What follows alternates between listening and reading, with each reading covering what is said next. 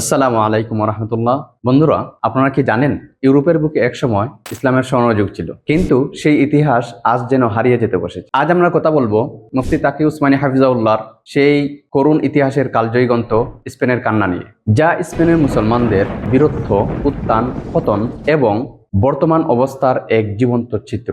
একসময় স্পেন ছিল মুসলিমদের জ্ঞান বিজ্ঞান, সভ্যতা আর বীরত্বের কেন্দ্রবিন্দু। তারেক বিন জিয়াদের মতো বীর সেনাপতিরা এখানে এক নতুন ইতিহাস রচনা করেছিলেন। প্রায় 800 বছর ধরে মুসলিমরা স্পেন শাসন করেছিলেন, গড়ে তুলেছিলেন এক অনন্য সভ্যতা। কিন্তু সময়ের পরিক্রমায় মুসলিম শাসকদের মধ্যে বিভক্তি, নৈতিক ও ধর্মীয় অবক্ষয় এবং খ্রিস্টান রাজাদের ষড়যন্ত্রের কারণে মুসলিমরা তাদের স্বর্ণযুগ হারিয়ে ফেলে। মুফতি তাকি উসমানী হাফিজাহুল্লাহ তার লেখায় সেই ঐতিহাসিক মুহূর্তগুলোকে জীবন্ত করে তুলেছেন। তিনি স্পেনের প্রতিটি শহরে ঘুরে বেরিয়েছেন, দেখেছেন সেই সব স্থান যেগুলো একসময় মুসলিমদের পদচারণায় মুখরিত ছিল। স্পেনের কান্না বইটি আমাদের দেখায় কিভাবে নিজেদের ভুল আর অনৈক্যের কারণে একটি শক্তিশালী জাতি ধ্বংস হয়ে যেতে পারে। মুফতি তাকি উসমানী হাফিজাহুল্লাহ এই বইটিতে শুধু ইতিহাস বর্ণনা করেননি, বরং তিনি মুসলিম উম্মার জন্য শিক্ষণীয় দিকও তুলে ধরেছেন, যেমন ঐক্যের গুরুত্ব, ইসলামী শিক্ষা ও চেতনার গুরুত্ব, শত্রু ষড়যন্ত্র থেকে সচেতন থাকা ইত্যাদি।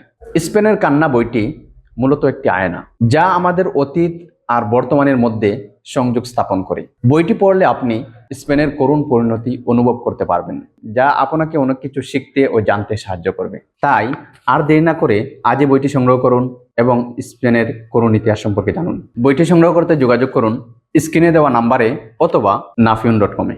আশা রাখি আপনারা প্রত্যেকে এই বইটি পড়বেন। আল্লাহ হাফিজ।